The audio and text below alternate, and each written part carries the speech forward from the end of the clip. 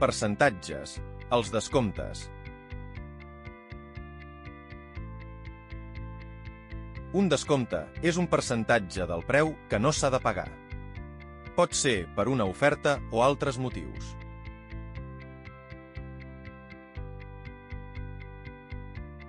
Per tant, no pagaré el 100% del producte, sinó que pagaré el preu menys el descompte.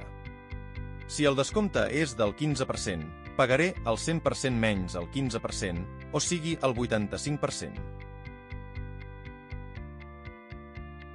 Imaginem que una televisió val 140 euros.